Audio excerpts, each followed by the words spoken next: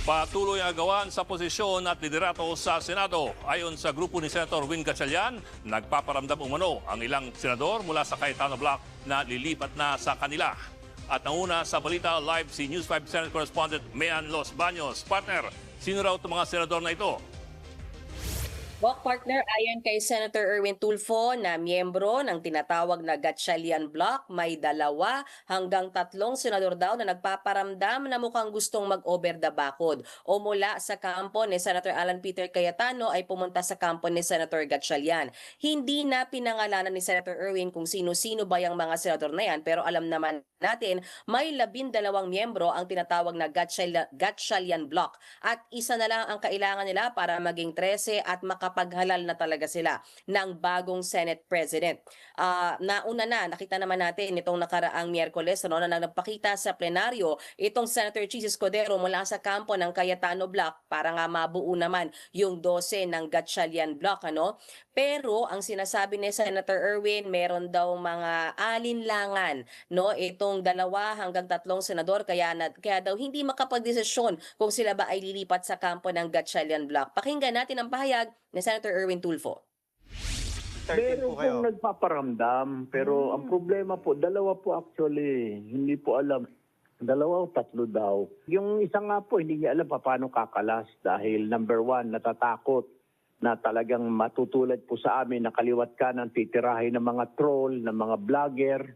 So kinakabahan siya. May pressure po sa family niya, his children or her children na lumipat na po kayo kasi nakakahiya sa mga classmate namin, sa mga workmates namin. Pati sa church po, tinatanong po siya. So nakukonsensya siya. Alam naman natin sa parte naman ni Senator Alan Cayetano, never say die din siya dyan dahil paulit-ulit niyang ginigiit na siya pa rin ang Senate President dahil nung nagkaroon ng botohan o nagkudeta a month ago, nung iboto siya na Senate President, siya ang may 13 na boto habang si Senator Gatchalian bilang acting Senate President ay 12 lamang ang boto na nakuha. Kumpiyansa raw si Senator Cayetano sa suporta na solid pa rin yung kanyang mga kasamahan sa kanilang kampo. Gayon pa man, sakaling makakuha daw ng 13 itong kampo ni Senator Gatchalian, willing naman daw siyang bumaba sa pwesto. Pero may pakiusap sa Senator Cayetano mula sa Malacanang. Pakinggan natin ang pahayag ni Senator Alan Peter Cayetano. Ito lang pakiusap ko sa Malacanang. Kumuha kayo ng isa pang senador para sa special session, bumaba na ako bilang Senate President. Pwede siguro tayo magpahiram ng isa para maka-13 na sila. Confident ako na pare-parehong prinsipyo namin and that we'll make the right decisions together. Ang hirap ng pinagdadaanan nila. Tapos para bang ako lang nakikinabang dahil akong SP.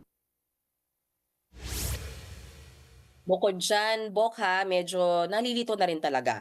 Mukhang sila yung naiipit itong mga Senate employees. Sino bang susundin nila? Si Senator Gatchalian, si Senator Cayetano na parehong nagsasabi na sila yung leader ng Senado tapos naglalabas ng memo nga na magkaiba yung kautosan. Pero sabi ni Senator Erwin Tulfo, wala dapat kalituhan sa mga Senate employees. Malinaw daw na ang mas maraming numero ngayon ay ang Gatchalian Bloc kaya dapat daw ang utos ni Senator Win Gatchalian ang sinusunod ng mga empleyado at staff. At dahil nga dyan, plano ni Senator Erwin Tulfo na kausapin yung mga heads ng department na nagpapasok pa rin ng mga empleyado kahapon, kahit pa nung bago yan ay naglabas ng memo si Senator Gatchalian na sinasabing work from home dapat ang mga empleyado. Yung mga pangkaraniwang empleyado, sinasabi ni Senator Erwin Tulfo, walang dapat na ipangamba dahil alam naman daw na sumunod lang sa kanilang superior. Pero yung may matataas na posisyon na sumuway sa kautusan ni Senator Gatchalian, pinag-aaralan daw nila Senator Erwin Tulfo kung ano yung dapat na maging parusa para sa kanila. Bok,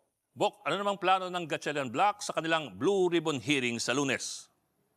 tuloy na tuloy, yung kanilang hearing alas 9 ng umaga sa parating na Lunes dahil nanindigan nga si Senator Erwin Tulfo na siya na ang bagong Blue Ribbon na chairman, at nakita na rin natin yung guest list at mahigit 20 yung resource persons na kanilang ipapatawag. Kasama na nga dyan yung 18 na nagpakilalang bagman ni Zaldico.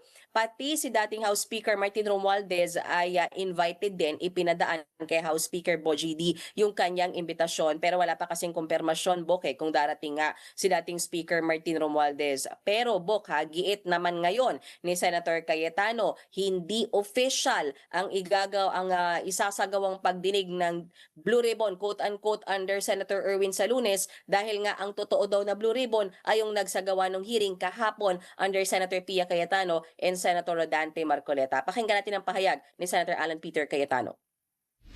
It's not an official Blue Ribbon hearing because hindi naman siya chairman ng Blue Ribbon hearing. Di ba? Ang tapang-tapang nila magsabi dati na dapat mag-inhibit yung mga wala doon. Ngayon, sila nabanggit. Gusto nila mag-hearing. Sagot naman dyan ni Senator Erwin Tulfo, hindi rin daw legal yung isinagawang pagdinig ng Blue Ribbon kahapon. Ni wala nga raw Senate Secretariat, walang broom o yung taga Blue Ribbon, hindi nakadokumento, hindi nga ipinalabas sa channel na at sa YouTube o kaya sa official website ng Senado. Kaya mas illegal daw yung nangyaring pagdinig kahapon ng Blue Ribbon Committee. At ang mas dapat daw tunghayan ay yung gagawing Blue Ribbon hearing naman under Senator Erwin Tulfo. Narito ang bahagi ng pahayag ni Senator Tulfo, pakinggan naman natin. Wala pong legality po yun. Sila lang po nag-taking. Ako na po ang chairman ng Blue Ribbon. So kahapon po yung forum lang nila, yung press conference lang.